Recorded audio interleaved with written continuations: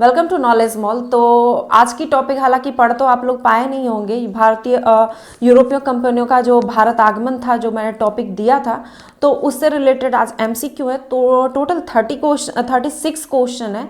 तो उन सारे क्वेश्चन का आप सेट लगाएं और देखिए कि आप कितना क्वेश्चन कर पाते हैं और कहाँ पे छूट जा रहा है आपका क्वेश्चन। तो उससे आप एक काम जरूर कीजिएगा कि उसे आप दोबारा रिवीजन जरूर कर लीजिएगा बुक से। ओके। और हाँ, जब भी टेस्ट लगाएं तो कॉपी और पेन लेके टेस्ट लगाएं। ये आपकी तैयारी को और भी बेहतर बनाएगा। ये नहीं कि मन ही मन लगा रहे हैं, अच्छा पहला क्वेश्चन का आंसर बी होगा, सी होगा, इस तरह से ना करके आप जितने क्वेश्चन कंफर्म होते हैं उतना ही लगाएं, क्योंकि यही आदत है ना, एग्जाम तक आपकी रह जाती है। तो अच्छे से सेट लगाएं। और हाँ, कल के लिए जो आपका होमवर्क रहेगा हिस्ट्री में, तो वो रहेगा नवीन स्वायत्त राज्य। ओके। इसे भी पढ़ ले किसी भी बुक से, मैंने पहले भी बताया आपको, किसी भी बुक से आप पढ़ लें, चाहे लूसेंट पढ़ें, क्राउन पढ़ें, दृष्टि पढ़ें, जो भी आपको अच्छा लगता है उससे ये चैप्टर पढ़ लें। आपको इसका एमसीक्यू नेक्स्ट वीडियो में मिलेगा। और हाँ, इसकी पीडीएफ जैसे ढूंढते हैं ना बहुत सारे स्टूडेंट की, पीडीएफ दीजिए मैम, पीडीएफ दीजिए। तो भाई पीडीएफ तैयार करने में थोड़ा सा समय लगता है, तुरंत तो हो नहीं पाता। तो आपको ना पीडीएफ नेक्स्ट डे मिलेगा हमारे टेलीग्राम पे या फिर हमारे वेबसाइट पे, दोनों की ही लिंक डिस्क्रिप्शन बॉक्स में दी गई है।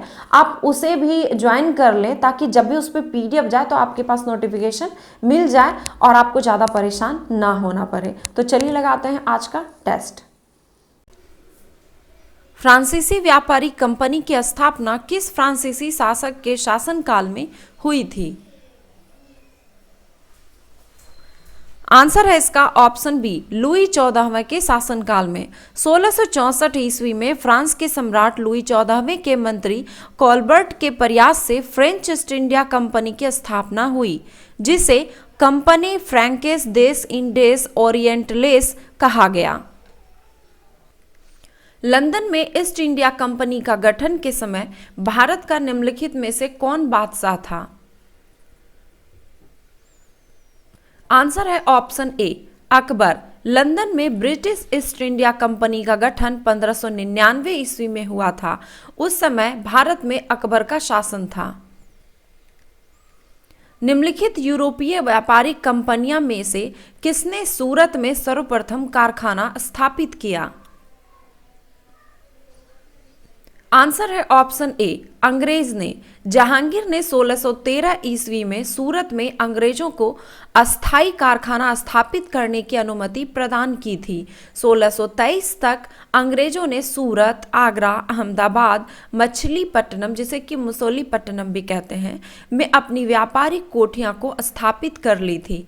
दक्षिण भारत में अंग्रेजों ने अपनी प्रथम व्यापारिक कोठी की स्थापना 1611 ईस्वी में मसूलीपट्टनम यानी कि मछलीपट्टनम में स्थापित की थी। किस गवर्नर जनरल के शासनकाल में ईस्ट इंडिया कंपनी को शाह आलम द्वितीय द्वारा बंगाल, बिहार तथा उड़ीसा में दीवानी अधिकार दिए गए? आंसर है इसका ऑप्शन डी, लॉर्ड क्लाइव के शासनकाल में। 12 अगस्त 1765 में शाह आलम द्वितीय ने ईस्ट इंडिया कंपनी को बंगाल, बिहार तथा उड़ीसा की दीवानी प्रदान की थी। निम्नलिखित में से किस अंग्रेज अधिकारियों ने पुर्तगालियों को स्वाली के स्थान पर हराया? आंसर है ऑप्शन बी, थॉमस बेस्ट ने। अंग्रेज कैप्टन बेस्ट द्वारा सूरत के समीप स्वाली में पुर्तगालियों के जहाजी बेड़े को पराजित कर उसके व्यापारिक एकाधिकार को भंग कर दिया। भारत आने वाला दूसरा पुर्तगाली निम्न में से कौन था? आंसर है ऑप्शन सी, कैब्राल। भारत आने वाला प्रथम पुर्तगाली वास्को डिगामा तथा दूसरा पुर्तगाली कैब्राल था। सुमेलित कीजिए, यहां पे दिया गया समुद्री यात्री और ये उससे संबंधित देश। आंसर है इसका ऑप्शन सी। ओके, तो एक यहां पे दो दिया गया, यानी कि वास्को डिगामा जो है ये पुर्तगाली यात्री थे, क्रिस्टोफर कोलंबस ये स्पेन के थे, कैप्टन कुक ये ग्रेट ब्रिटेन के और तस्मान ये हॉलैंड के रहने वाले थे। पुर्तगाली यात्री वास्को डिगामा ने भारत के मार्ग की खोज की। स्पेनी यात्री कोलंबस ने अमेरिका की खोज की। ब्रिटेन के कैप्टन कुक ने ऑस्ट्रेलिया की और हॉलैंड के तस्मान ने वान डिमन्स लैंड यानी कि जो भी वर्तमान में तस्मानिया के नाम से जाना जाता है तथा न्यूजीलैंड की खोज की थी। बंगाल में निम्न में से कौन सा कारखाना डचों ने स्थापित किया था? आंसर है इसका ऑप्शन सी, चिंसुरा में। कर्नाटक युद्ध किन किन के मध्य लड़ा गया था? आंसर है इसका ऑप्शन डी, अंग्रेज एवं फ्रांसीसी के बीच। प्रथम कर्नाटक युद्ध 1746 से 48 ईस्वी में अंग्रेज और फ्रांसीसी के बीच लड़ा गया। 1748 ईस्वी में एक्स ला सैपिल की संधि के द्वारा प्रथम कर्नाटक युद्ध समाप्त हुआ था। मध्यकाल में सर्वप्रथम भारत से व्यापार संबंध स्थापित करने वाले थे? आंसर है ऑप्शन सी, पुर्तगाल।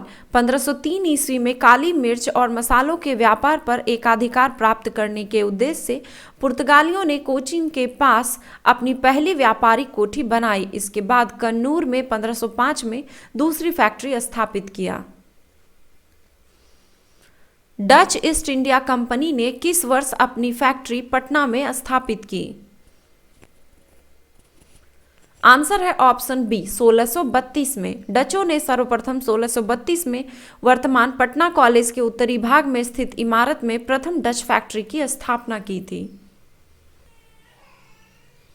हुगली को बंगाल की खाड़ी में समुद्री लूटपाट के लिए किसने अड्डा बनाया था? आंसर है ऑप्शन ए, पुर्तगालियों ने। निम्नलिखित में से कौन कोलकाता का संस्थापक था? आंसर है ऑप्शन ए, जॉब चार्नोक।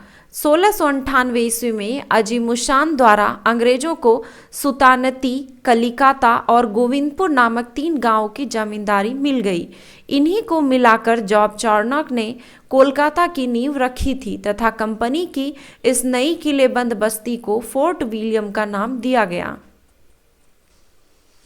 निम्नलिखित ब्रिटिश कंपनियों में से किसे भारत में व्यापार करने का पहला अधिकार पत्र प्राप्त हुआ था?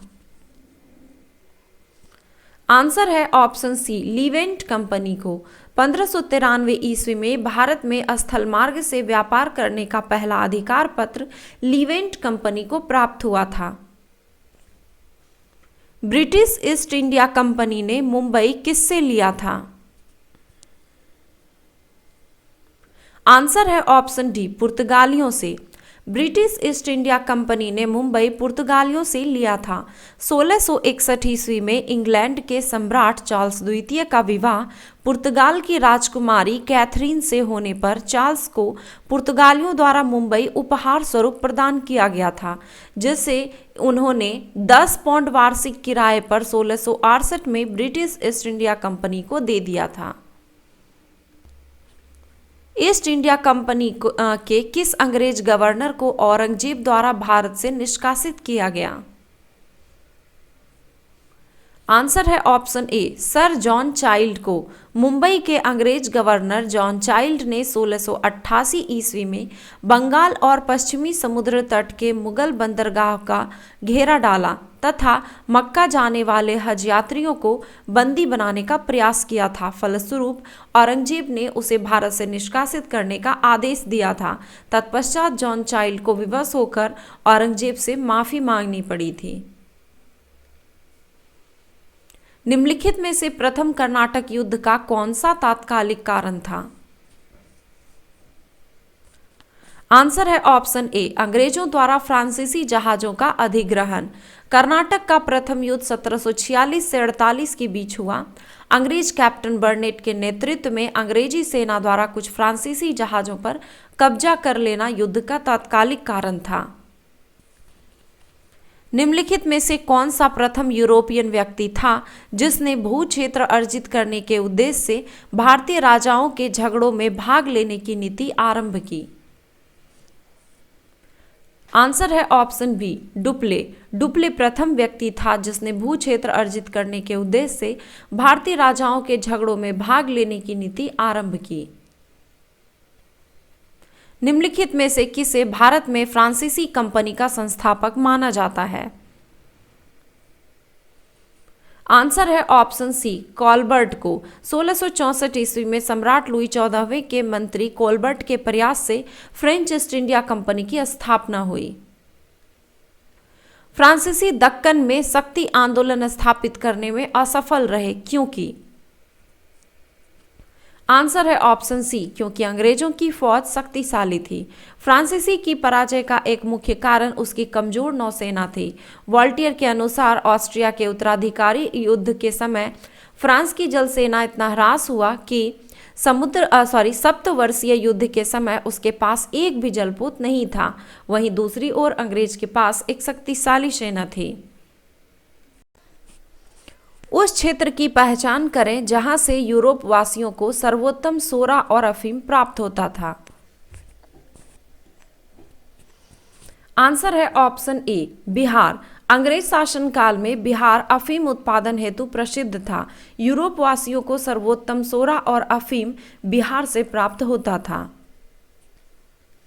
निम्नलिखित यूरोपियों में से कौन सा एक स्वतंत्रता पूर्व भारत में व्यापारी के रूप में सबसे अंत में आए थे?